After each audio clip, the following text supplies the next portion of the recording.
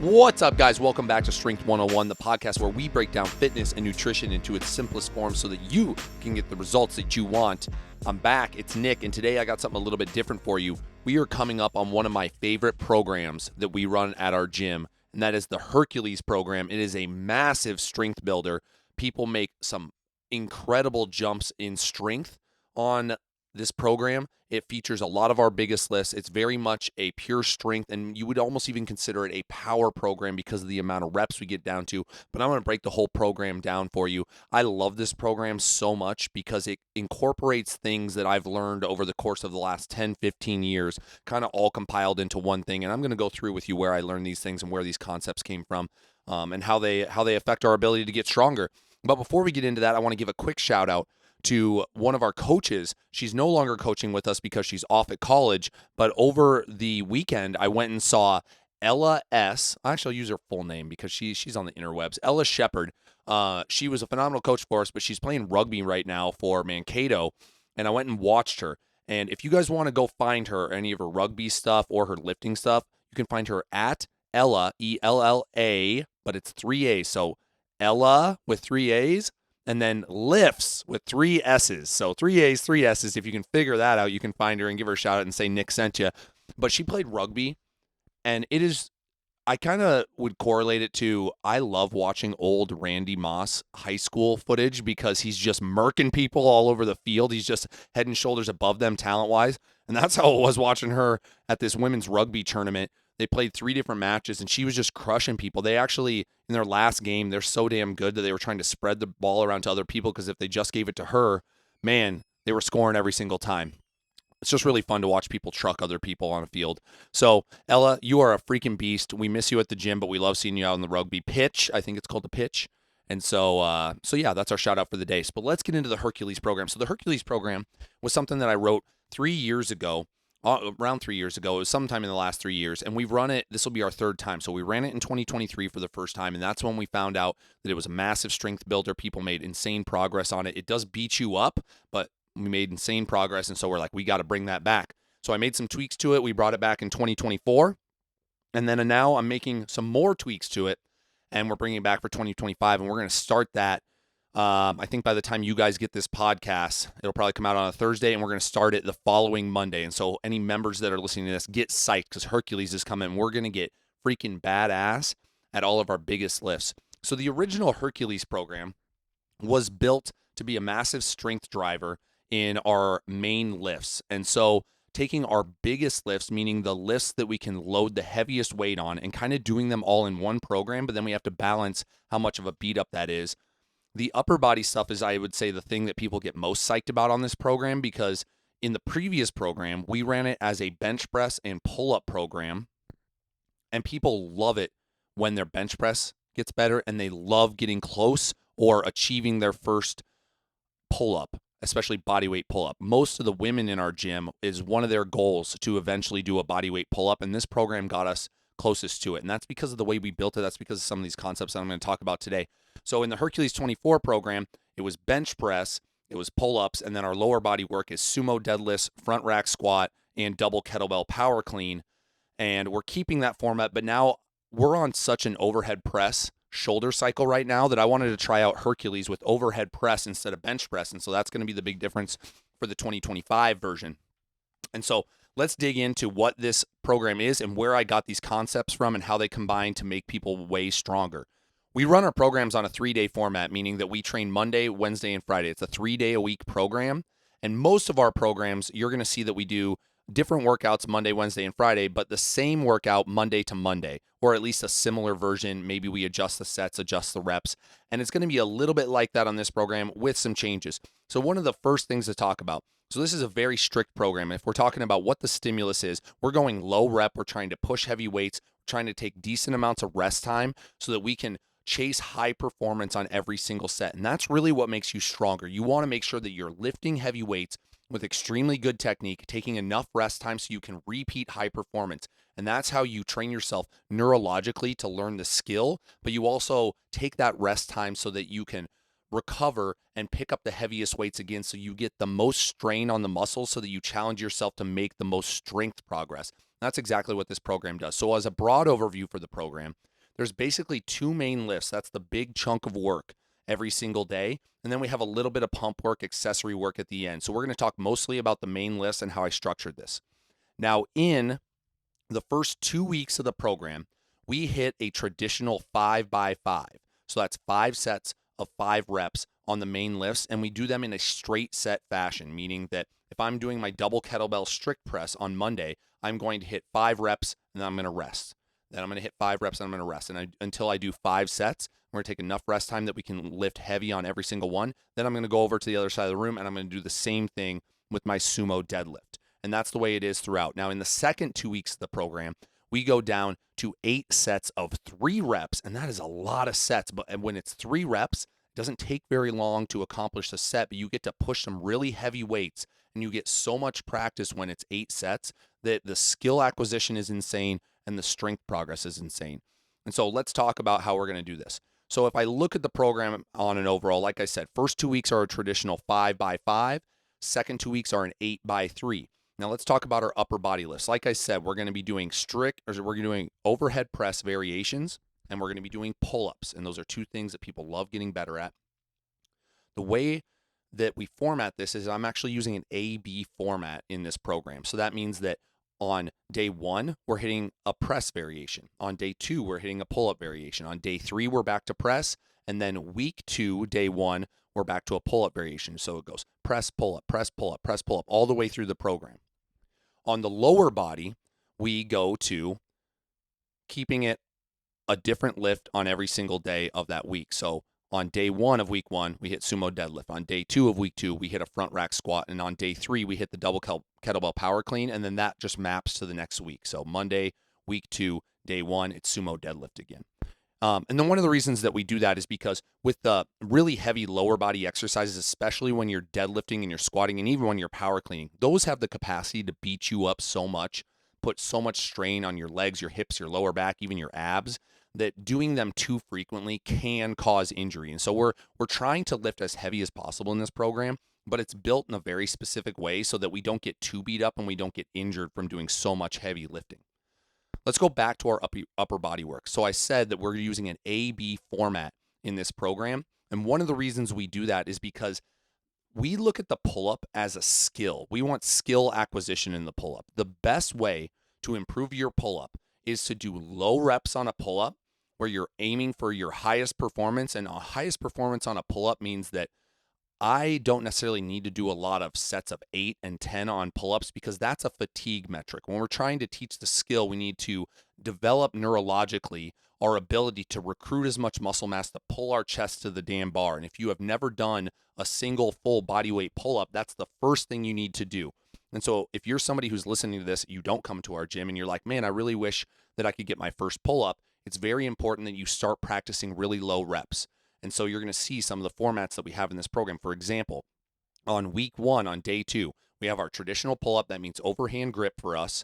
And we're going to be doing 5 total reps, but we're going to split that up. And so we're going to do 3 reps. Then you're going to take a pause. Then you're going to do 2 reps. And what that does for us is it allows us to recover between the set of 3 and the set of 2 so that hopefully you can use less bands if you haven't gotten a body weight pull-up yet. Or you can do more body weight pull-ups if you're at body weight, or if you're somebody who's already loading up your pull-ups, you can use heavier weights. And so the performance is higher. So 3 reps in a row, keeping it nice and low. Hopefully they're nice and crisp reps. Maybe that third one gets a little dicey. Then you take a good 30 seconds, 45 seconds, a minute, and then you do 2 more reps. And those ones should be much cleaner than if we had done 5 reps in a row. And so that's how we're going to do it. Because pull-ups, like I said, it's about skill acquisition and it's about performing as highly as possible so you can get to that first body weight pull-up. One thing we always say with pull-ups is if you can do 1, you can do 10. Because the hardest thing for most people is getting to their first body weight pull-up. And then after that, you can finally practice the skill as a standalone, and then you can get much better at it and you can get to 10 with a lot of ease. It's actually easier to get from 1 pull-up to 10 pull-ups than it is to get from 0 pull-ups to your first pull-up. So we're doing an A-B format on our upper body lifts, and so that's going to allow us to acquire the skill. It's going to allow us to get 6 sessions of overhead press and 6 sessions of pull-ups in 1 month. And that's important because one of the other things that helps with skill acquisition and helps with strength training in general is frequency. You are not going to get significantly stronger doing a bench press once every week or once every 10 days. You can get stronger doing it that way, but you're going to be much better off, both from a skill acquisition standpoint and a general strength standpoint, to press at least twice in a week, or sometimes on some programs, you may even do press variations 3 times a week and really drive those strength gains through the roof. The thing you have to be careful about is overtraining any individual movement pattern so that you start to accrue these little overuse injuries. But we've built that into this program too.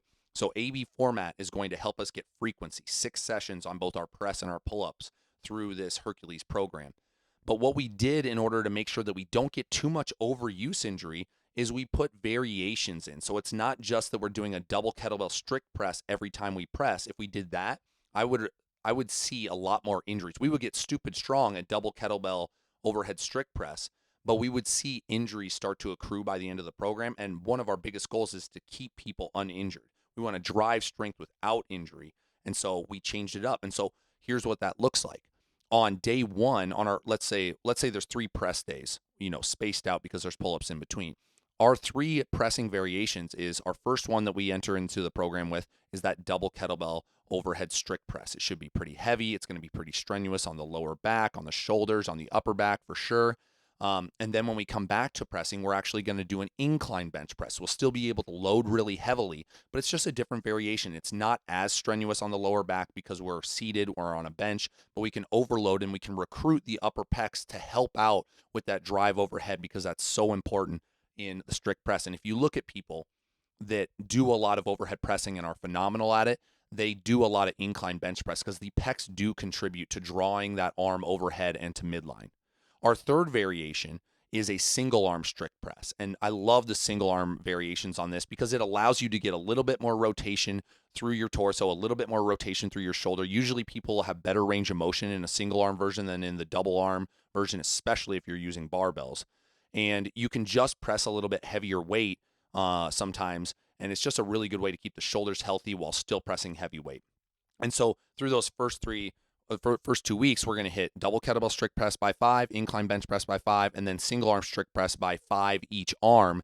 And the reason that we're varying it, like I said, is to make sure that we don't get too many overuse injuries from just doing one single lift that's really heavy. And this is a concept that came from Louie Simmons over at Westside Barbell. Now, Louie Simmons has passed now, RIP, but he was a genius in his programming, and he worked with some of the strongest athletes that powerlifting has ever seen. I think it was the 80s and 90s where they really thrived, and that was when they were under his tutelage, and he was doing all the training with them, and he was doing all the programming for these guys. And when you train super, super strong, super aggressive, highly motivated powerlifters, one of the things you have to do in order to lift the heaviest weights in the world is you have to practice maximal effort lifting, which means doing a lot of singles, doing a lot of doubles, doing a lot of triples, because it's going to be maximal effort. You're going to be straining your body at a level that it just doesn't experience very often. And you have to practice that if you're going to get under a squat bar, for example, that weighs 1,000 pounds, which some people can do that. And so what he found out was that if he trained somebody on a squat, for example, and you train them because they do the barbell squat in competition, if you train them on barbell squat for a large majority of the year, they're going to develop all these overuse injuries. I mean, in a barbell squat, you have to hold onto the bar, so you always have your shoulders cranked into crazy positions. And if you have your shoulders cranked into crazy positions and you lift like 135, well, maybe that's not going to strain your shoulders. But these are big, strong, stiff guys with their shoulders cranked back with 800 pounds on their back, and that would develop injuries. And so what he did, which was so genius, was he decided to use a ton of different variations of these lifts in order to keep them heavily loaded in the basic movement pattern that they were training, but without developing overuse injuries. For example, if somebody was doing a squat in his program, let's say they squatted on a Wednesday and it was a max effort day, instead of doing a barbell back squat, which they might not even see barbell back squat until they're like 8 weeks out from the competition, maybe they're going to use a different bar. They're going to use a camber bar, or they're going to use a safety squat bar, or some other type of implement to do that. Maybe they're going to do a Zercher variation or whatever. And they're going, because they don't see it that often and it rotates the style of squat so often, these competitive athletes could push for really, really heavy weights, try to PR on the thing that they don't see that often, and it would be maximal effort for them without them getting so good at it and so strong at it and so practiced at it that they develop those overuse injuries. And so he was able to keep his people healthy, but also output maximal effort. And that's what we did in this program. Other things that he would do with them to keep the variation high, but also push them with really heavy weights is, for example, maybe one day they're going to be doing a 600-pound squat for 2 reps or something like that. I don't know if these are the right numbers, but 600-pound squat for 2 reps and just with like a safety squat bar. And then the next week when they come back to that, maybe they're going to do a 400-pound squat with a safety squat bar, but they're going to have 300 pounds of bands or chains attached to it. And if you have bands or chains, that changes how the weight moves, because chains, they get heavier at the top as the chains lift off the floor, and it gets lighter in the bottom of the lift. And it's exactly the same thing with bands. They get heavier at the top when the band is fully stretched out, and it's lighter in the bottom. They call that accommodating resistance. But he was able to use this concept to keep his athletes super healthy while also giving them a challenge and also making sure that they're maximally outputting. And we did the same thing. So that's why we vary our press. And we did the same thing with the pull-ups. If you look at the AB format for the pull-ups, across 3 days of pull-ups, we do a regular pull-up that's overhand grip. Then we do a chin-up that's underhand grip. And we do a neutral grip pull-up. And that's about as varied as we get because we don't have all the equipment that's necessary for powerlifters in our gym. But that tends to keep people out of developing injuries. If we did chin-ups the entire time, people would start to get overuse in their elbows. But because we dose in the neutral grip pull-up, and that's a nice elbow and wrist-friendly type of exercise, then we can still get good pull-up work in without starting to develop overuse in some of the smaller joints. And so thank you to Louie Simmons and all his stuff that he's put out, because I wouldn't have been able to build a program like this without his concepts on that. So if we go through and we look at what this program looks like, we're going to, like I said, we're going to be hitting strict press and sumo deadlift on the first day, and we're going to be hitting a 5x5 on both of those straight sets. And the goal and the thing that we're going to be pushing everybody to do is to be lifting at a super high level. We're chasing performance, and the way we describe that to people is that we want to maybe lift to have 2 or 1 repetitions in reserve when you finish a set. So that means if I do a sumo deadlift and I do it for 5 repetitions, then by the time I get to repetition number 5, it should be a struggle, and I should feel like I could have done 1 or 2 more reps maybe, and they may have been messy. I definitely shouldn't feel like I could have done 3, 4, 5 extra reps, because that means that the stimulus was just not high enough compared to my level of strength. You really have to struggle against heavy weights if you want to get stronger. Now, what we've attached to these workouts, like I said, day 1, double kettlebell strict press by 5, sumo deadlift by 5. Well, then after we're done with those, we go into a pump section where we're just working on stabilizer muscles, a little bit of mobility sometimes, and also just getting a pump into some of the supporting muscles. And in order to do this, we didn't do anything fancy with it. We just decided to run these for time. So, for example, on that day 1, in combination with the double kettlebell strict press, we're going to be doing pec flies and front press.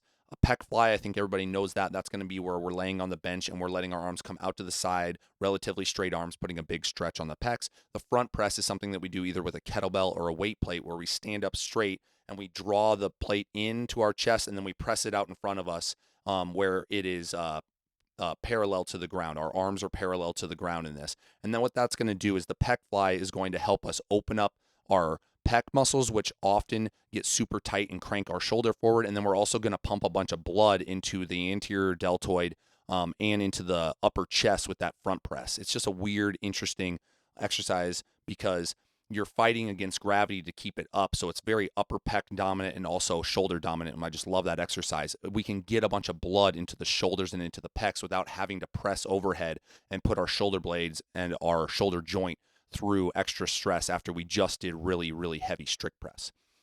Now, for our accessories that's in combination with the sumo deadlift, we're going to be doing a Copenhagen plank, and we're going to be doing a 3-way banded hip abduction. The 3-way banded hip abduction is just to pump blood into the upper glutes mostly, just to make sure that those stabilizer muscles that help stabilize the glute help draw the knee to the outside to open the hip, so that those are nice and healthy, that are functioning properly, because they do get tight on a lot of people, both in our gym and outside of our gym, because we sit all the time, and those muscles sit there in a stretch position and they get cranky and they get angry, and if you don't pump blood into them, then they don't want to work properly. The Copenhagen plank is an exercise that I think nobody does and everybody should be doing way more, because the adductors are one of the primary stabilizers of the hip and the hip joint, and they tend to get weak once again because we sit all the time. And so the adductors get trained. The Copenhagen plank, if I had to paint a picture in your head, is going to be I got one leg up on a bench and I'm in a side plank position. So my elbow's on the ground. One leg is on top of the bench and I'm driving that leg down into the bench to straighten my body straight out. And my leg that's on the bottom is just kind of hanging out in the air there. And what that does is it trains the adductor to be in a shortened position, which is the necessary strength if you want to sprint well, if you want to run well. And the adductors are also just the second strongest hip extender in the lower body, which means that they are complementary to the glutes in driving the hips forward. So anything that's squat, that's deadlift, that's lunging, those adductors are helping the glutes drive your hip up into a straightened position after you went down into a bended position. These accessory exercises, we're going to just pump them out. So we're going to do straight sets, only 2 straight sets of them, but you're going to work for an entire minute. So that's going to help us get enough of a stretch on exercises like the pec fly, but it's going to give us a nice blood pump to the area on things like the front press or the banded hip abduction. Now on day 2, in conjunction with our pull-ups, our accessory exercises are going to be a lat pullover. So imagine laying on a bench, you have a kettlebell or really any implement you want. Load is load, guys. And you're taking straight arms over your head and you're getting a stretch through the shoulder and through the lats. And it's because that arm is straight and not bent that we're able to direct all that load onto the lats and open up. And most people just have mobility issues getting overhead, even if you're training strict press and pull-ups a lot, just because the muscles are getting trained so hard, they will stiffen up around that joint. And if we use the lat pullover to kind of gently use moderate loads to open up those areas, it's going to keep us healthy in the long run. That's paired with a plate overhead raise. So grab a weight plate out in front of you, just like we did that front press, but then take it from that front press position up to overhead and back down with straight arms. And what that's going to do is target some of our upper traps and some of our deltoids to go into an overhead position, just kind of locked into a nice isolated position and pumping a bunch of blood just to keep them healthy. Those are paired with the pull-ups. Our accessories that get paired with the squats every week are going to be an ATG split squat and a calf raise. The ATG split squat is an exercise where, whether you do it body weight or weighted, you're intentionally trying to aggressively drive the knee over the toe as you drop your butt onto your heel. So you get into a lunge position, but instead of going straight up and straight down, you drive forward as much as you can, nice long back leg. And what this is phenomenal for is not only just opening up the hips and stretching the back hip flexor, but it also takes our ankle into dorsiflexion. It gets our knee into deep flexion. And those are the things that people are really limited at. One of the things that is the biggest limiting factor for general public in getting into a deep squat is ankle mobility. We just don't spend any time in bent ankle positions, meaning with my toe close to my shin, because we're driving around in cars all the time. We're pushing against the gas pedal. Everything's opposite of actually getting into that nice deep bend. So we have to get that back. And so the combination of the split squat, which is going to drive the knee over the toe and start to stretch out the calf in a bent knee position, and the calf raise where we're pumping a bunch of blood into those calves, should allow the ankle to feel more stable and more mobile and open up over time, leading to deeper squats and better leg development. And now day 3, this is the last of our accessory exercises. At day 3 actually sees the same thing for upper body, because remember, we did a press on day 1. We're going to do another press on day 3. So we're going to keep those same accessory exercises, pec fly, front press. But on day 3, because we're doing a double kettlebell power clean, we are going to pair that, or the accessories that pair with that double kettlebell power clean are our Jefferson curl and our cable crunch. And I'll explain those in a second. These are meant to improve lumbar flexion, which means the ability to bend your lower back, to bend over and touch your toes, to fold over. And that is something that gets stiff on people who lift really heavily, and it gets stiff in the general public because we just don't end up in those positions anymore. And these are paired with the power clean because when you're going heavy on a double kettlebell power clean, it is quite intensive on the lower back. Just the speed of the movement, the sheer loads you can lift. You got to drive with your legs, but you're also trying to fight to keep your back from rounding. And so you get really stiff and strong in those lower back muscles. With a Jefferson curl, I want you to imagine I'm standing on a box and I have a moderate sized kettlebell in my hands. And what I'm going to do is I'm going to stand up nice and tall. I'm going to tuck my chin to my chest. I'm going to round out my body. And I'm trying to get my back to move vertebrae by vertebrae into a rounded position. So this is intentionally rounding our back under load.